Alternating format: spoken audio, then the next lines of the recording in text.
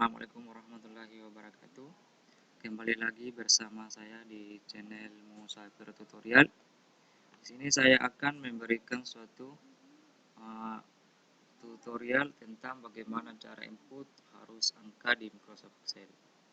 Sebelum saya lanjut ke video tutorialnya, saya sampaikan sama teman-teman yang baru menemukan channel saya di YouTube, jangan lupa untuk di-subscribe, like, komen, dan share. Oke, kita lanjut saja ke video tutorialnya dengan cara kita masuk dulu di Microsoft Excel ini. Kemudian saya aktifkan dulu satu sel, kita perlebar dulu ini. Kemudian kita plug. Kemudian langkah selanjutnya kita masuk di data.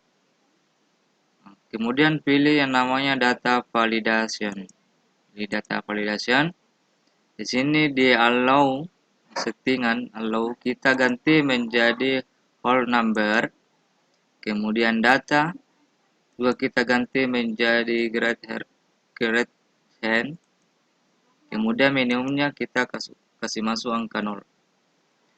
Kemudian di input messengernya, di sini kita akan berikan suatu judul. Kita akan berikan judul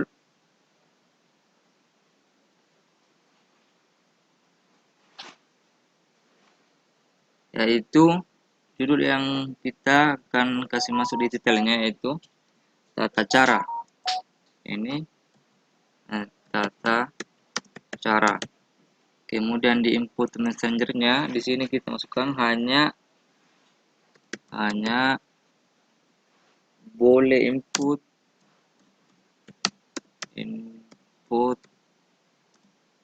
angka lebih dari 0. Kemudian kita masuk lagi di perintah error alertnya, apakah ini alert atau apakah. Kemudian di detailnya kita juga kasih judul yaitu peringatan.